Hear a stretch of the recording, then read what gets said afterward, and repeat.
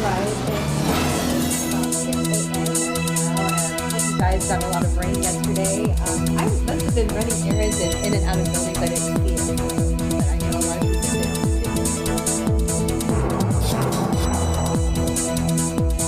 did. Well, welcome back. It is 6:11. Excuse me, I'm sorry. It's 6 a.m. on 7/11 this morning. Thank you so much for joining us. Live from KSAT 12, Good Morning San Antonio starts right now. Good morning.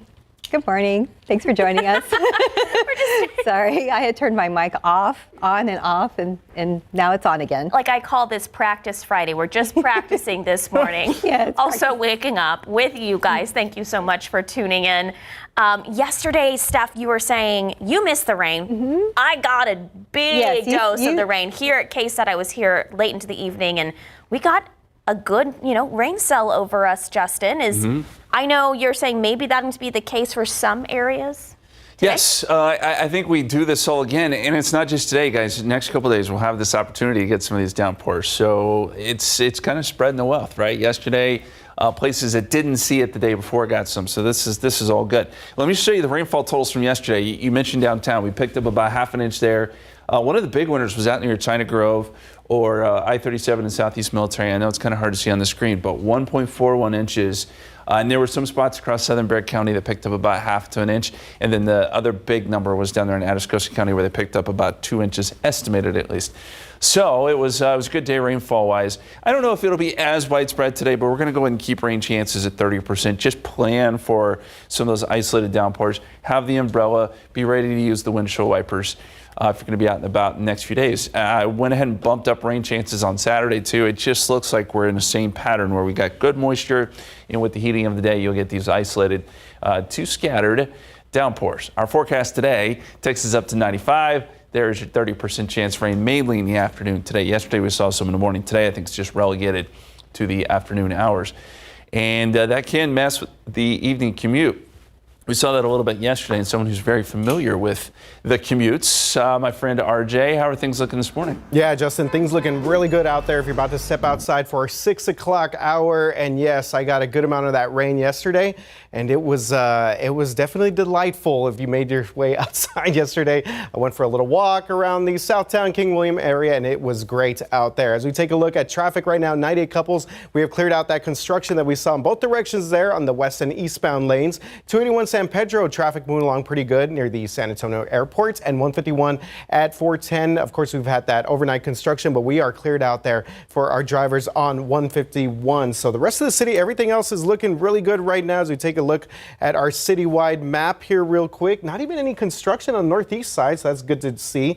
We are seeing a little bit of congestion there for our drivers coming in on I-10 to the downtown area. Want to go over gas prices real quick because, again, traffic looks great. Gas prices not great. As we take a look here, $3.19 now across the city of San Antonio is the average for regular gas. That's up 15 cents from just a week ago, and even a cent more than the statewide average. So again, if you're about to head out to the gas pumps, you're going to see a little bit of some high prices in terms of the gas prices out there. So at least we're not going to get any traffic if you're making your way to the gas pumps right now. But we will continue to keep an eye on the roads and get you updated with more information. Stephanie, Sarah, back to you guys. Thank you, RJ. Well, to an active silver alert on the northeast side of San Antonio, the Garden Ridge Police Department, they are searching for 79-year-old Gordon Chisenhall. He's 5'10", about 168 pounds, and he was wearing glasses, a checkered short-sleeved shirt with blue jeans. He is also missing the tip of his left middle finger.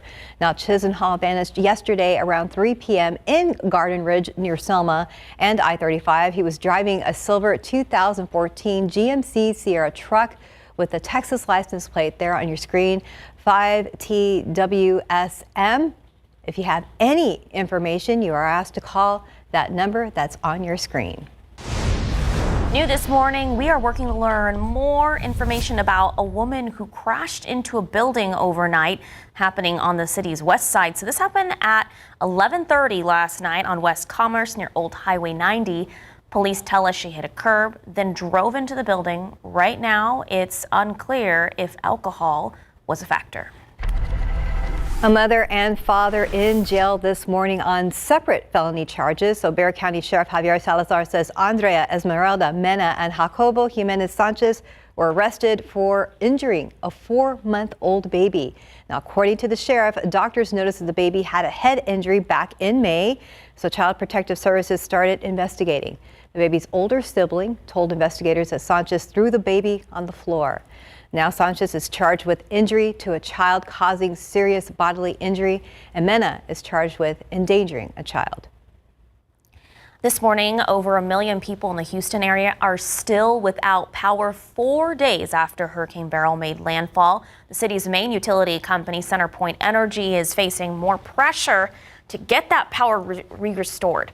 So far, it's restored power to over 1 million customers out of the more than 2 million customers that have been impacted. So an additional 400,000 customers are expected to have their power restored by the end of the day. This morning, Energy says over 100,000 of its customers still don't have power. In your morning headlines, President Biden is facing more defections ahead of his big news conference today, his first in 8 months. Well, the White House says the president will hold it at 4:30 this afternoon. So Biden is in a fight to hold on to his candidacy. On Tuesday, a 9th House Democrat and the 1st Senate Democrat called on Biden to step aside. And now even Hollywood is getting involved. Major Democratic donor George Clooney says he wants Biden to leave the race. However, even more Democratic members of Congress have rallied to Biden's side since the debate. 89 have made public statements saying they still support Biden as the nominee, and most of them in the last few days. Now, testimony is expected to resume today in the criminal trial of Alec Baldwin. He is charged with 1 felony count of involuntary manslaughter over the death of cinematographer Helena Hutchins on the set of the Western film Rust back in 2021. Now, the prop gun he was holding fired, killing Hutchins during a rehearsal.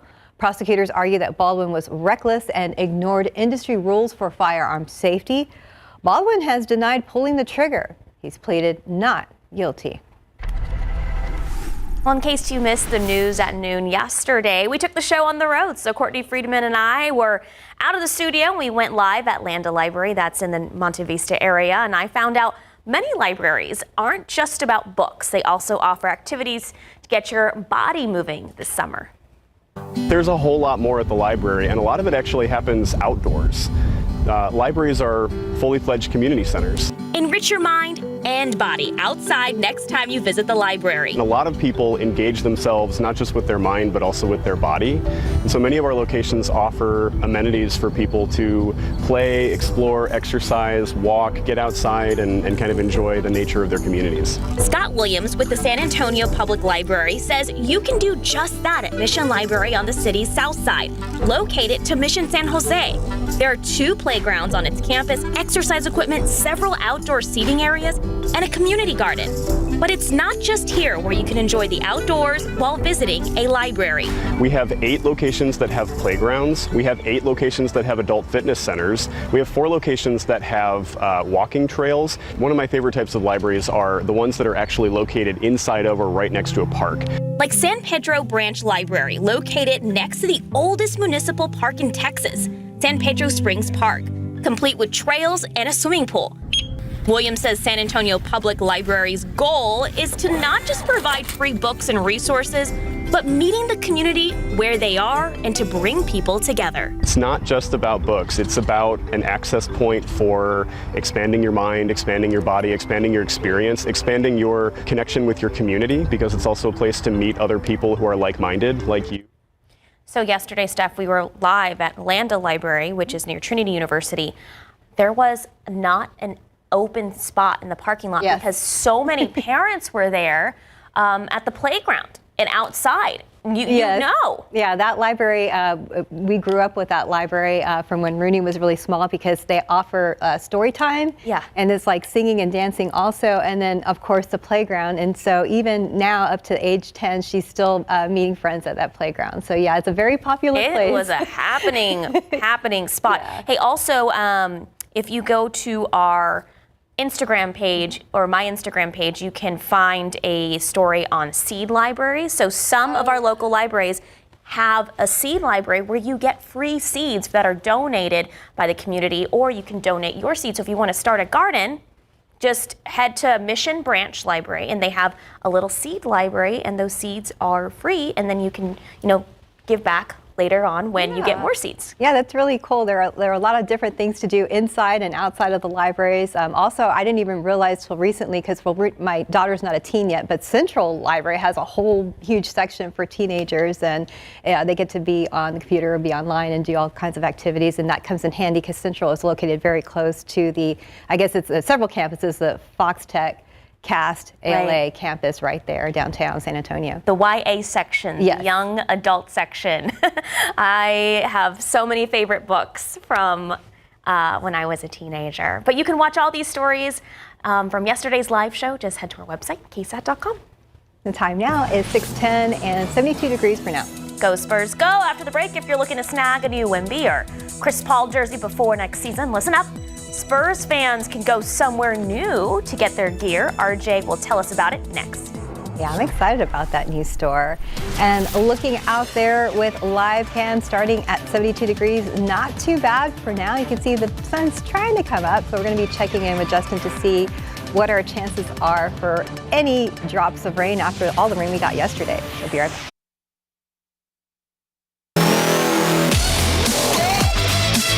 All right, welcome back. Well, all the Spurs talk this week has been about Chris Paul and Harrison Barnes, rightfully so. But the summer Spurs have been hitting the court out there in California. And after 2 losses, the summer Spurs bounced back the other night, beating the Chinese national team 89-67 to wrap up that event, that being the California Classic in Sacramento. Spurs rookie guard Stephon Castle scoring 9 first-quarter points to lead the squad to a 29-20 advantage at the end of the first quarter. He led the Spurs with 18 points, 6 rebounds, and 5 assists. Very nice line there for the rookie. How about this other rookie?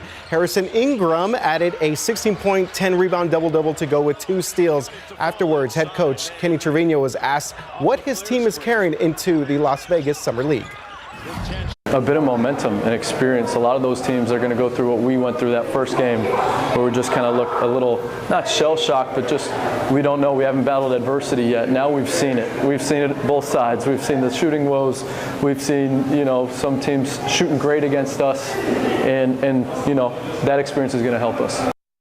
All right, Kenny Trevino representing the Laredo area and also a UTSA alum, so congrats to him. Looking ahead, the Spurs will face Portland on Saturday night at 8 o'clock at the Thomas and Mack Center in Las Vegas.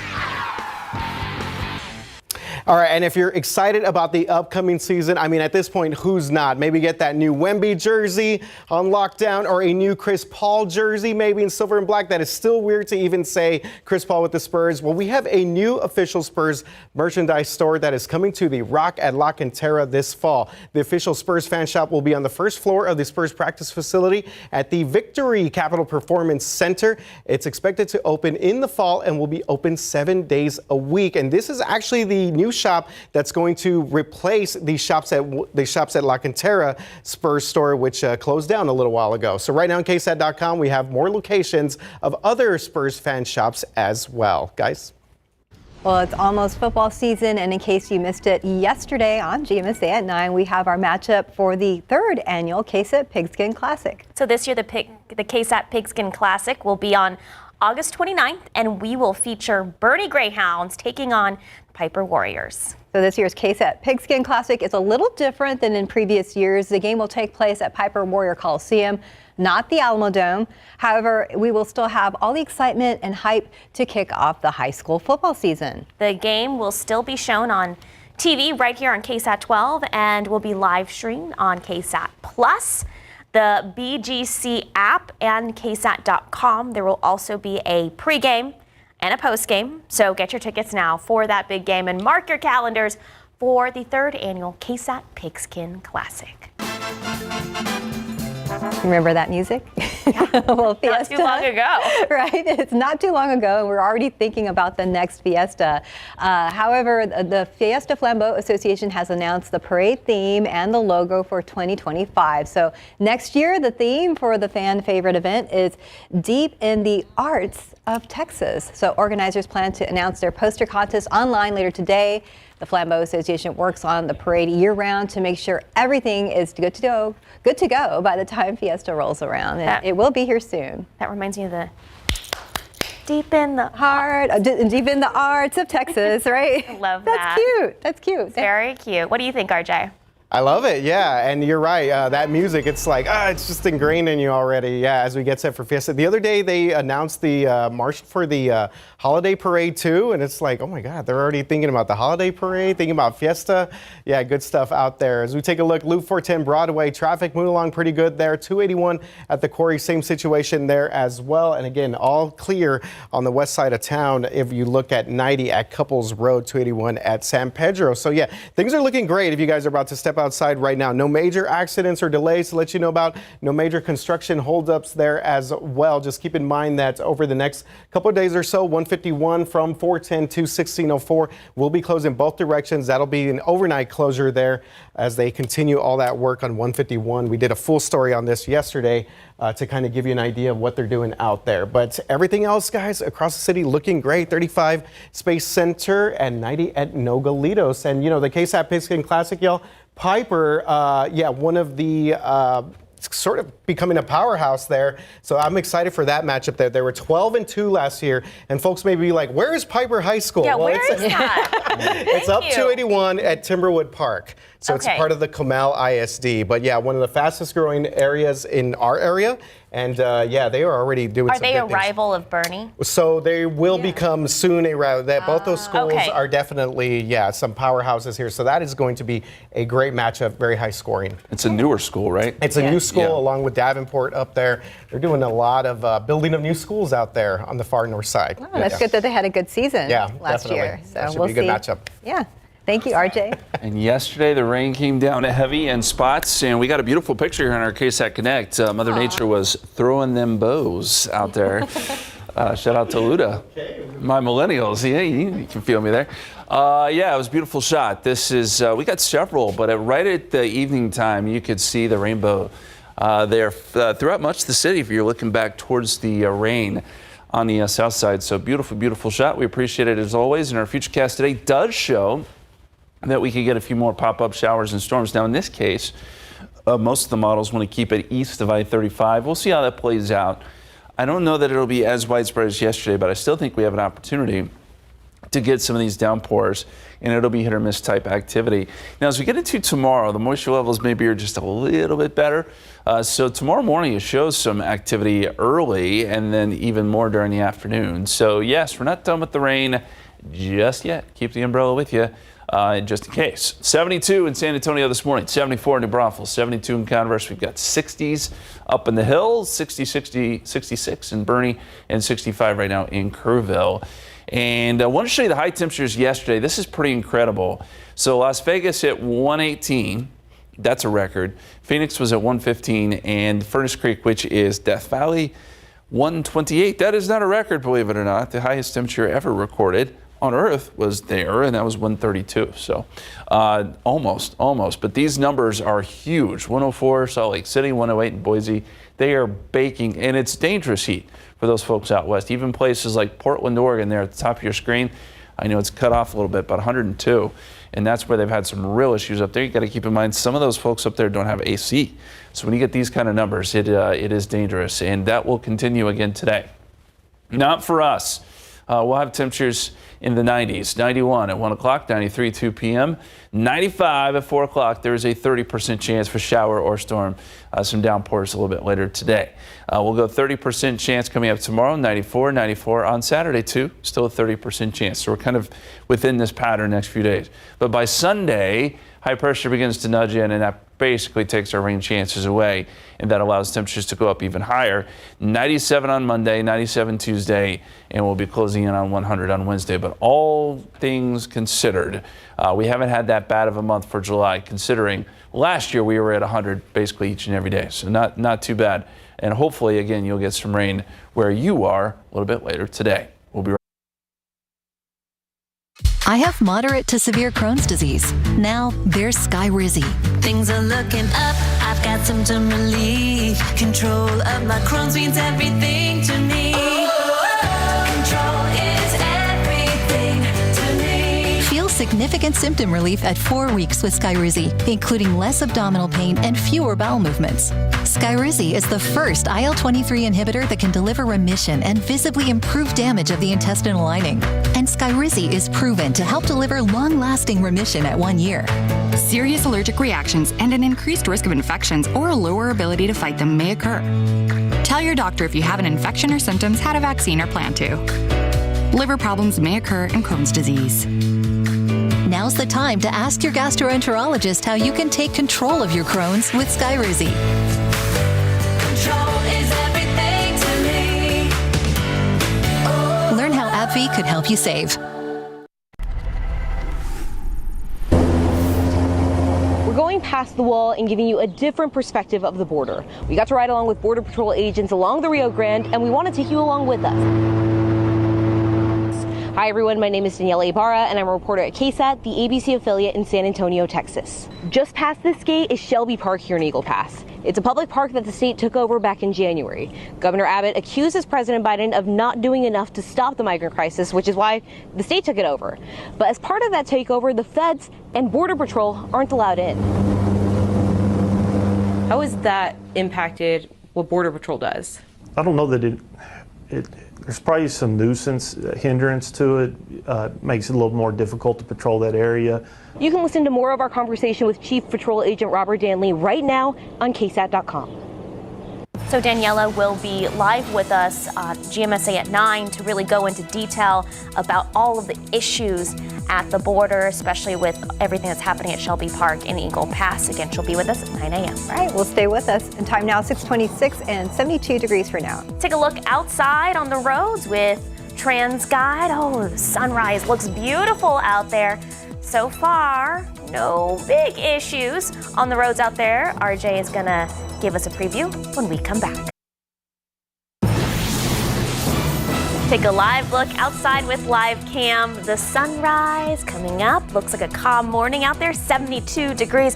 Man, did I enjoy that downpour. I was at KSAT yesterday and we got a nice rain between like 4:30 and 6 o'clock yesterday. And Justin says maybe we can do it again today. Yeah, it was nice. And even if we didn't get cloud cover, we got a little bit of rain. So either way, you win in this situation. It's true, and it keeps the temperatures down. I mean, it's all win-win, especially considering where we've been last couple of years in July. I mean, this is really good stuff.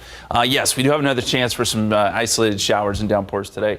We're not seeing anything on the radar this morning like we did yesterday morning, but the potential is still there this afternoon. And we're going to keep it going tomorrow and Saturday too. The moisture's there. We can see more of these pop-up downpours. So yes, it's all good. Pollen count, though, not so good. If you saw it yesterday, molds are in the very high category, 16,900, one of the highest numbers we've seen in a long time. And with more rain around, the numbers may stay pretty elevated for molds. So if that's something that gives you a migraine or something like that, be aware. 11 a.m., 86, 2 p.m., 93. We're at 95 for a high today. And it's during the afternoon where we add in the rain chances, 20 to 30%. And hopefully we can get some more rain in the rain gauge. We're doing okay for rainfall this year, which is a very good thing. Okay, roads this morning. Hopefully Sarah didn't jinx it earlier. She didn't jinx it, right? No, nothing too bad. Just seeing one incident pop up here. We'll talk about that here in just a bit as we take a look at one of our downtown cameras, 35 at San Marcos there with the San Antonio skyline right there in the background. And you know what? I'll put up our skyline against anyone else's. I don't care what they say about Austin. I'll take ours over anyone else's. All right, speaking of the downtown area, we do have this one incident. If you're headed up 35 north right now, right there it says on Cesar Chavez. So this is our camera north of Alamo Street.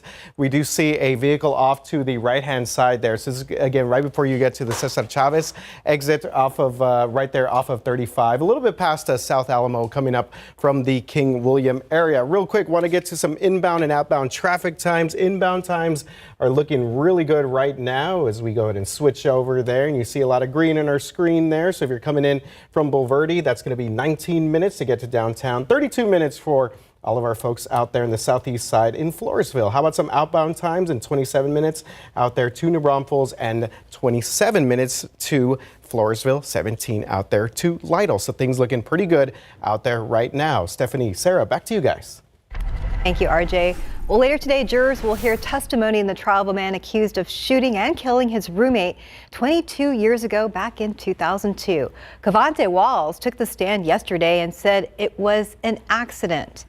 Now, he said it was an accident. Jurors heard a recording of Walls describing the shooting to police. Investigators say Walls shot Mario Miller at their apartment on Sherrilbrook Road, not far from Bandera and Evers Road. Miller's body was found near the front door with a gunshot to the head.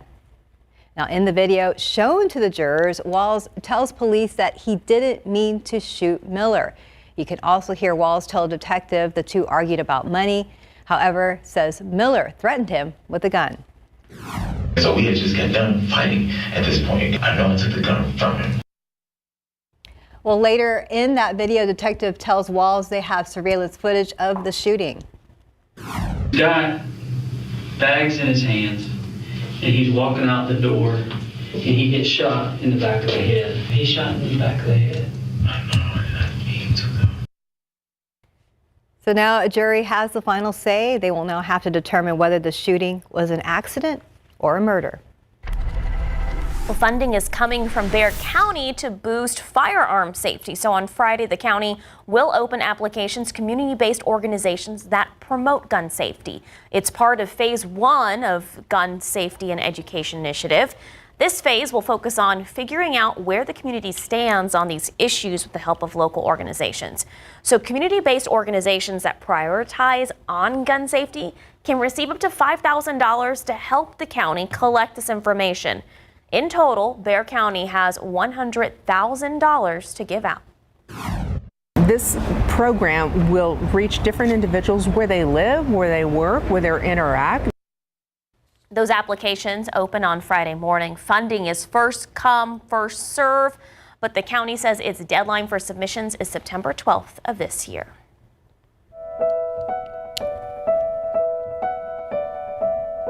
Every day, Border Patrol agents in the Del Rio sector travel up and down the river for 245 miles.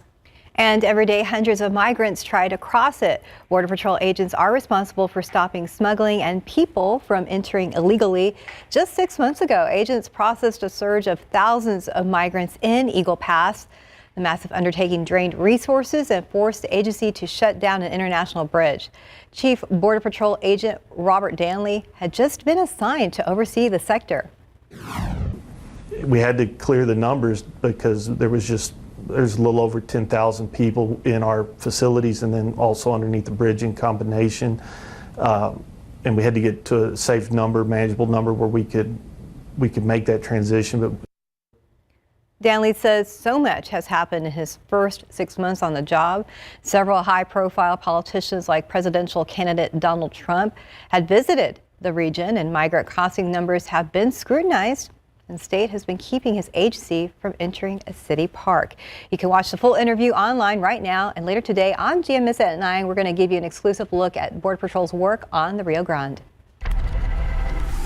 Looking ahead, San Antonio ISD is holding a job fair this weekend to hire instructional assistants. The event is Saturday, July 13th from 9 to noon at SAISD's central office on West Quincy Street. If you go, make sure you take your resume.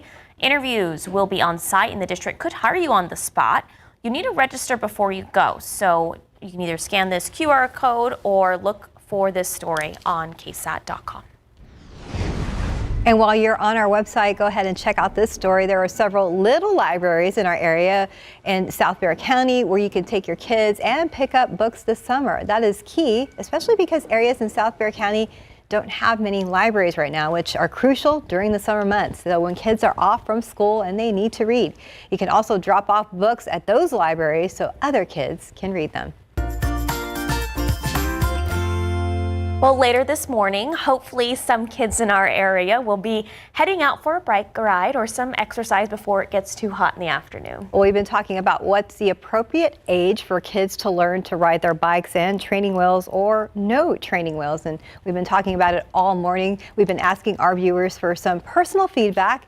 And here's what you guys have been saying. And so we had this earlier, kind of looks the same as far as the numbers. I mean, the biggest number, people thinking about the ages of between 4 and 5, there's a big 45% right there. That's right. And our Patty Santos reached out to a local nonprofit that's training future bike riders on road safety. She joins us live to tell us what they recommend. Patty, good morning.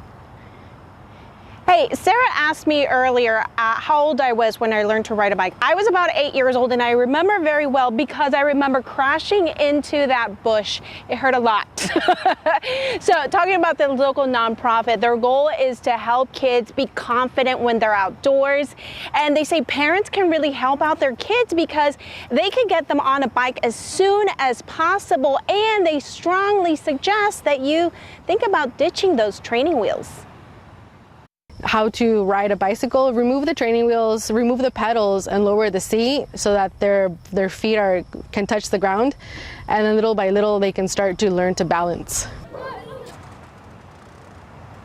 And Gisalo Cycling Initiative is a nonprofit. Part of their community outreaches, taking club members on bike rides along the greenways to help them see a different part of their community, all while helping them learn the rules of the road and the trails. Joseph Rodriguez says he really enjoys riding with this group. It's relaxing, and he gets a chance to go places on 2 wheels. He has advice for kids who are older and don't know yet how to ride a bike. Focus, but don't focus too hard because you don't want to crash into anything. But just keep your balance and it should be good. Have patience with people, have patience with them, make it fun, make it enjoyable, and help them gain confidence. There are about 20 kids that are part of this club, and they want more of you guys in the community to join them, to go out with them. And if you want more information and more resources for parents on how to get those kids on a bike, they have videos on their website too. You can find that on KSAT.com. I'll send it back to you, ladies. Thank you, Patty. Have fun out there. Well, we've also been asking our viewers for some personal feedback, and earlier we checked what they were saying, and we looked and said that a lot of people were saying, like 40-something% that kiddos should start about 4 or 5 years old. But yeah, remember, if you're an adult and you don't know how to ride a bike, it's never too late to learn or something to be ashamed of. And looking at that 8% there. And also remember your helmet. Yeah. My husband, every time he leaves on a ride, I'm like, where's your helmet? Yeah, especially on the trail rides. Exactly. Yeah. Okay, it's 6:40 and 72 degrees. Well, just ahead, get your phones ready. We're now voting on how often you write checks, why Target is getting rid of them, and when it could happen. Okay, one of the biggest stores in the country no longer accepting checks from customers for things that you write out. Yes, right. Ouch. Target says its new policy will go into effect next Monday, July 15th. So this morning we are asking our viewers, how often do you write a personal check? Oh my gosh. So monthly, 67%. And that makes sense for maybe your landlord only takes checks or big bills. That's true. That is true. But 33% says never. Yeah. I guess, you would still need it for that. Oh, wait a minute. It's changing as we go. Well, still once needing. a year. There's still some things where occasionally you have to write a check, but it's few and far between. My checks, I never write checks. They're so old. Yeah. They still have my parents' address. That's the checkbooks that I got when I was in high school and college. So you don't have to use them as much. It's like my address from like 3 different moves here in San Antonio. I think I lived in Live Oak. But they're still they're still good because it's the same account. I finally ordered them without any address on there, with just my name, but now I don't even use them. Do you think kids would know how to write out like the number like 25 and over 100? And then also if they get like a check from like maybe their grandparent and it's in cursive, they probably don't even know the amount. True. Well, we'll help you with it, I guess. Yeah. It did help me work on my signature, though. I always like that part of it, where you sign, or like you said earlier, Justin, your dad joke, endorsing a check. Endorsing a check. Yeah. Which, you know, I guess you still have to do that, right? Yeah, we do. Still a thing. Yeah, Take sorry, a picture Mom. of it. That's my endorsement. My mom loves writing checks. Well, Target says very few customers pay by check these days, and stores will accept other forms of payment such as credit and debit cards, digital wallets, and of course, cash. So the Federal Reserve says about 12 billion checks were written in 2021, which is down from 20 billion in 2015. So let's take a look at the numbers again. They've been changing. Okay, monthly is going up. No, it's going down. Well, never's going up. Never, yeah. Never's going up. Yeah, I think a lot, people have figured out a way around it. And I'm even my hairdresser, which I had to get a checkbook just for him, even he switched over to credit cards. Well, I love that even if you don't have a credit card, if I forget my wallet, which I do all the time, Apple Pay. you can just bing with your phone. I love I'm that. old enough to remember deposit slips. Do you remember those? Yes, when you drive through Yes. at the bank You had and to fill out the form. Yeah. That seems like ages ago. Old school stuff here. Yeah, money orders, not a fan of those, but I had to go get those You have to do it a few sometimes. times. And just if you get a check from me again, just don't cash it till the 15th or the end of the month. Oh, yeah, good times there. All right, 35 at San Marcos. Traffic moving along pretty good both directions right there as we take a look at some of our other cameras. 1604 at Bulverde, still seeing some good traffic for the most part. A couple things I want to let you know about here. 35 northbound at Cesar Chavez. We had a stalled vehicle off to the side of the road, and it looks like we are good to go in that area right now. So that was an incident there right after the Cesar Chavez exit on 35 northbound. And on the far west side of town, this popped up on our map just a little while ago, taking you a trip here to the west side. This is actually Potranco Road. So FM 1957, Potranco, right there where State Highway 211 meet. We do have reports of a crash out there, so something that we will continue to monitor as we make our way through the rest of your morning right before we get to our 7 o'clock hour. All right, Justin, so like I said earlier, man, good dad joke. I liked it. You endorse. I endorse not writing checks. I still know people that balance their checkbooks, believe it or not.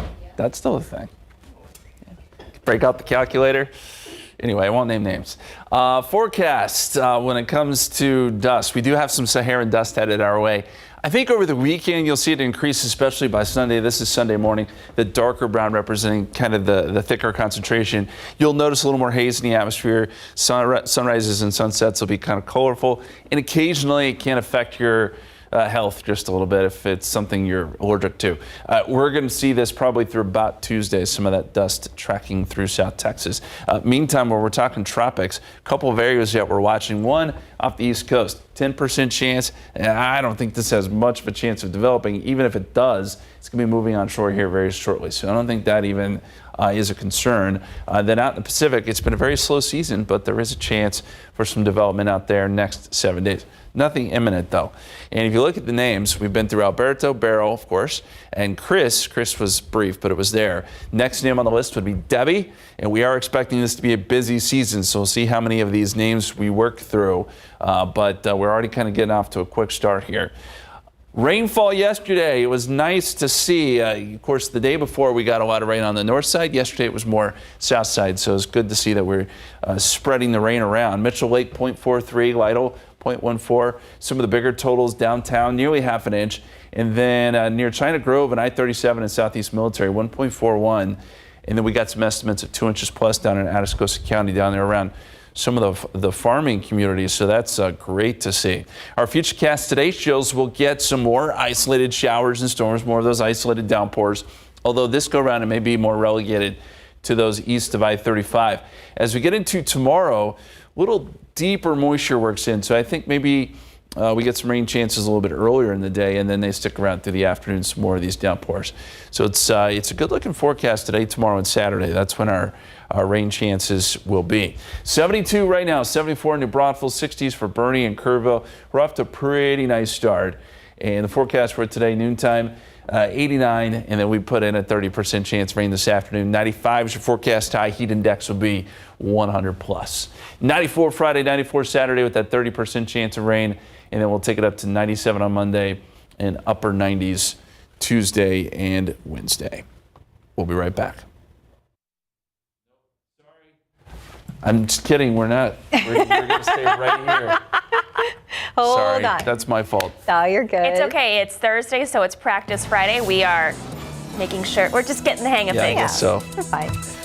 You're fine, Justin. Thank you. It's 6:50. It's 72 degrees. So here's digital journalist Ivan Areta with a preview of what's coming up on GMSA at 9. Have you ever used a chatbot? If you haven't, we're going to show you the everyday uses on GMSA at 9. Taking a look outside with live cam, 72 degrees, 6:50. The sun is up. We had some nice rain yesterday. We have a look at final weather when we come back.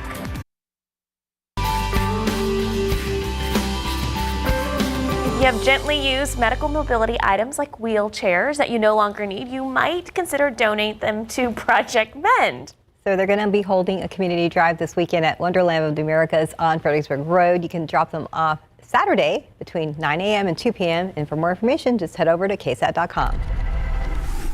Looking ahead, AI, the center of many discussions these days, and many companies have implemented AI as a key tool to their workflows. But how can you add it into your everyday life? Today on GMSA at 9, we're going to hear from an expert from UTSA about some everyday uses for AI for people like us. Plus, we're going to learn about how the technology is being used to enhance trauma care here in San Antonio.